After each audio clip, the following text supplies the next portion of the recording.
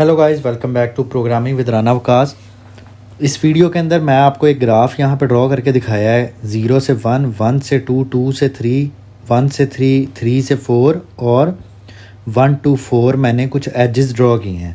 अब इस ग्राफ को इम्प्लीमेंट करने के दो तरीके होते हैं। एक तो एडजेसेंसी मैट्रिक्स के थ्रू हम करते हैं, दूसरा एडजेसेंसी लिस्ट के थ्रू करते हैं, जिसके अंदर हम लोग लिस्ट का इस्तेमाल करते हैं ये एजेस को स्टोर करने के लिए। तो एडजेसेंसी मैट्रिक्स के साथ मैंने अपनी प्रीवियस वीडियोस के अंदर बताया कैसे इम्प्लीमेंट करते हैं वेटेड ग्राफ और unweighted graph. So here this is an unweighted graph. So let's see how to implement this unweighted graph using adjacency list.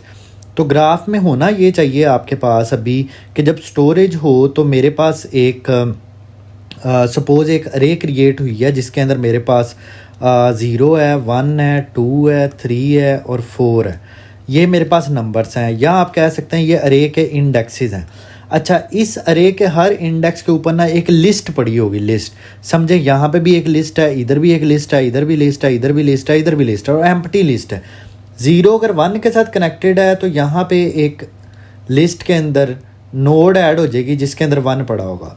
0 4 के साथ कनेक्टेड है, यहाँ पे एक और नोड क्रिएट हो जाएगी जिसके अंदर 4 पड़ा होगा और इसके बाद नल पड़ा होगा क्योंकि 0 सिर्फ इन दोनों नोड्स के साथ कनेक्टेड है।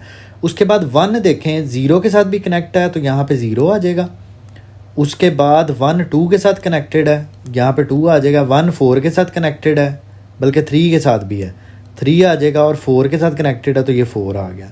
तो और ये यहाँ पे नल पड़ा होगा। तो आप देख सकते हैं हर नंबर के आगे आपको क्या नज़र आ रही है, पूरी लिस्ट नज़र आ रही है। तो चलिए हम अच्छा इसको पूरा ड्रॉ कर लें, उसके बाद फिर इम्प्लीमेंट करते हैं। 2 जो है किसके साथ कनेक्ट है, 1 और 3 के साथ। तो 2 के आगे हम 1 और 3 ड्रॉ कर देते हैं।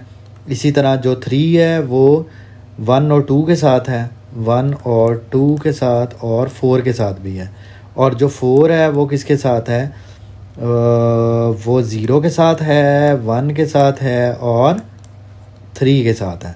तो I think so this is correct. इसको फिर जब हम चलाएंगे तब भी हमें पता चल जाएगा, जब कोड के थ्रू इसको हम प्रिंट कर रहे होंगे। तो पहली तो बात ये है, प्रिंट करने से पहले हमें क्या करना पड़ेगा, इसकी स्टोरेज का कुछ करना पड़ेगा। तो स्टोरेज के लिए हम एक काम करते हैं कि यहाँ पे हमें एक तो अरे इस्तेमाल करने की बजाय ना हम बिल्ड इन STL में से क्या यूज़ कर लेते हैं, वेक्टर का इस्तेमाल कर लेते हैं। और वेक्टर के साथ हम यूज़ कर लेते हैं लिस्ट का यूज़ कर लेते हैं। अगर आपने लिस्ट खुद इम्प्लीमेंट की हुई हो तो आप बेशक उस लिस्ट का भी यूज़ कर सकते हैं। उसके लिए आपको यहाँ पे क्या करना पड़ेगा, हैश इंक्लूड डबल कोट्स के अंदर आपको लिस्ट डॉट एच ऐड करना पड़ेगा। तो चलिए यहाँ पे क्लास बनाते हैं ग्राफ की। और इस ग्राफ के अंदर क्या होगा, प्राइवेट कुछ मेंबर्स होंगे और उन मेंबर्स में से पहला मेंबर होगा कि आपके पास टोटल वर्टिसेस जो हैं वो। इसके बाद आपके पास एक बुलियन फ्लैग पड़ा होगा जिसका नाम होगा डायरेक्टेड। इससे हमें पता चलेगा ग्राफ डायरेक्टेड है या नहीं। उसके बाद एक वेक्टर पड़ा होगा जिस वेक्टर के ऊपर एक लिस्ट पड़ी होगी इंटीजर टाइप की, क्योंकि आप देख सकते हो हर एक नंबर के आगे जो लिस्ट आपको नज़र आ रही है उसके अंदर नंबर स्टोर हुए हैं, इंटीजर नंबर्स। तो इसका नाम हम एडजेसेंसी लिस्ट रख लेते हैं। इसके बाद हम आते हैं यहाँ पे पब्लिक और यहाँ पे ग्राफ इम्प्लीमेंट करते हैं इसका कंस्ट्रक्टर के अंदर दो चीज़ें आएंगी, एक तो ये वर्टिसेस आएंगी, दूसरा यहाँ पे क्या आएगा, बूल इज़ डायरेक्टेड का हमारे पास फ्लैग आएगा जिसमें बाय डिफ़ॉल्ट वैल्यू अगर ना भी पास की तो फॉल्स पड़ा होगा। तो हम क्या करते हैं, नम जो वर्टिसेस हैं इसके अंदर स्टोर हम कर लेते हैं वर्टिसेस को। इसी तरह हम लोग जो डायरेक्टेड है इसके अंदर इज़ डायरेक्टेड को स्टोर कर लेते हैं। और जो हमारी एडजेसेंसी लिस्ट को बाय डिफ़ॉल्ट बैकएंड पे साइज़ मिला होगा डायनामिक अरे को, हम उसको रीसाइज करके कितना कर लेते हैं, हो सकता है वो साइज़ 1000 के अंदर मिला हो। तो हम यहाँ पे इसको दे देते हैं नम, या ये जितनी वर्टिसेस आई हैं वो आप कर लें, ठीक है। या नम वर्टिसेस इधर लिख लें या वर्टिसेस लिख लें, दोनों ही ठीक हैं। अच्छा, अगर मैं यहाँ पे मेन के अंदर आऊँ और मेन में आके मैं ग्राफ क्रिएट करता हूँ, ग्राफ का नाम जी रख लेते हैं, इसमें पास कर देते हैं 5। तो ये 5 साइज़ की वेक्टर अरे बन जाएगी, ठीक है, बैक एंड पे 0 1 2 3 4 5।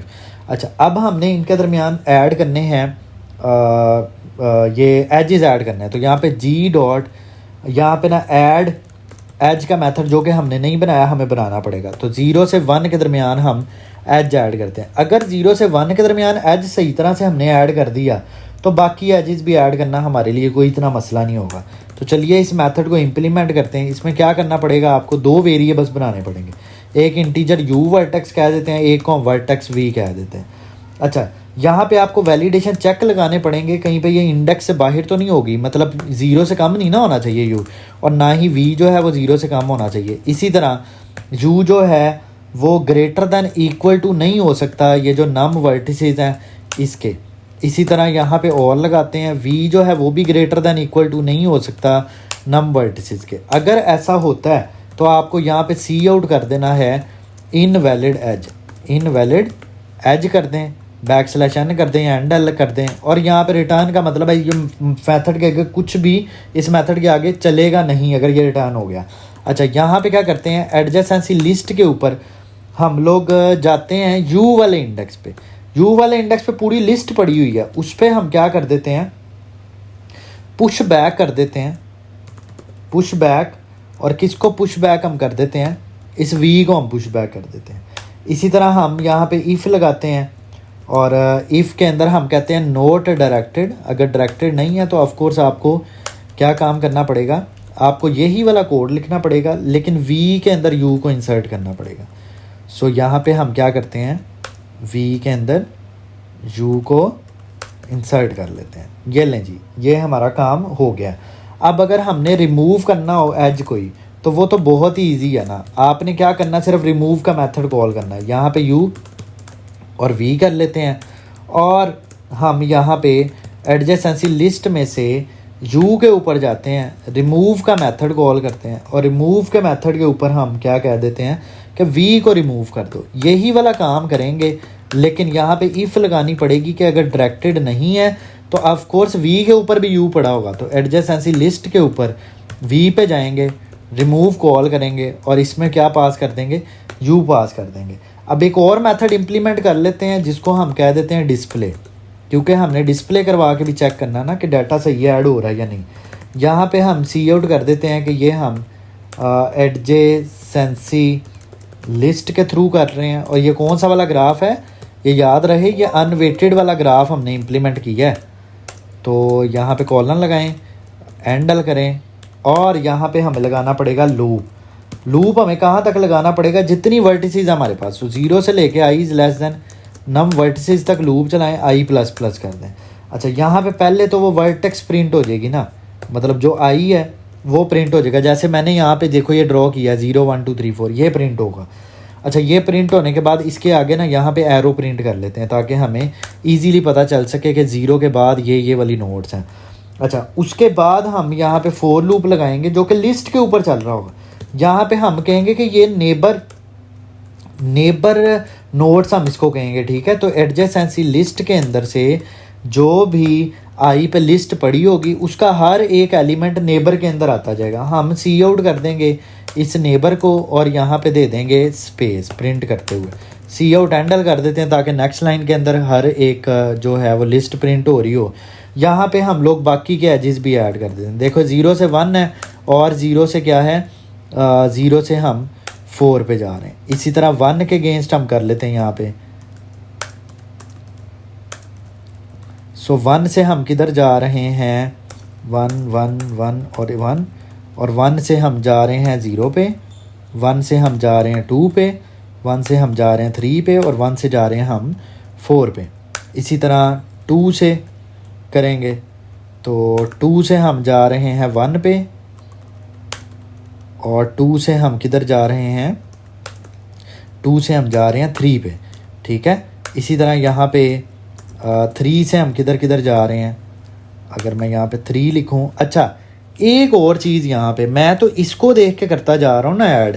यहाँ पे हमने क्या किया, जैसे 0 से 1 ऐड हुआ था तो 1 से 0 करने की हमें ज़रूरत नहीं थी।